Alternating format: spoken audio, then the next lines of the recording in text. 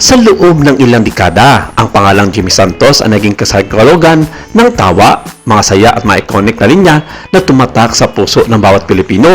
Mula sa kanyang mga nakakatawang English translation hanggang sa kanyang pagiging isang tapat na dabarkads, hindi maikakaila na isa siya sa mga haligi ng programang Eat Bulaga. Gayunpaman sa paglipat ni Tito Vic and Joey noon sa kanilang bagong tahanan sa TV5 para sa programang Eat, marami ang naghanap at nagtanong na saan nga ba si Jimmy Santos.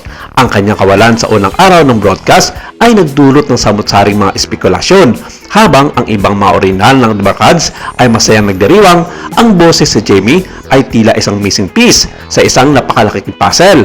Ngunit sa likod ng mga kamera at malayo sa ingay sa studio, lumalabas ang isang kwento ng pagiging papagkumbaba, katapatan at isang hiling na nagmula sa ikibutura ng puso ng isang kaibigan para sa kanyang bossing.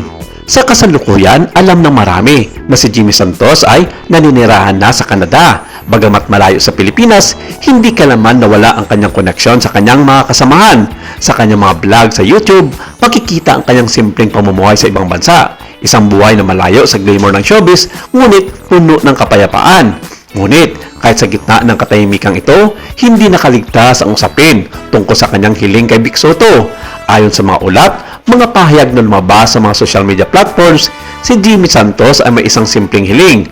Ang huwag kalimutan, hindi ito hiling para sa pera o para sa isang garantisadong pwesto sa harap ng kamera, kundi isang hiling na manatiling bahagi ng pamilyang kanyang kanilakihan. Para kay Jimmy Santos, ang Itbulaga at ang TVJ ay hindi lamang trabaho, sila ay isang pamilya. Ang kanyang mensahe kay Bossing Vic ay nagpapahiwatig ng kanyang kahandaan na sumuporta sa anumang paraan kahit siya ay nasa malayong malayo. Ang relasyon ni na Jimmy at Bossing Vic ay subok na ng panahon. Sa loob ng maraming taon, naging kanang kamay at tapat na kalyado si Jimmy Santos sa iba't ibang mga segment at programa.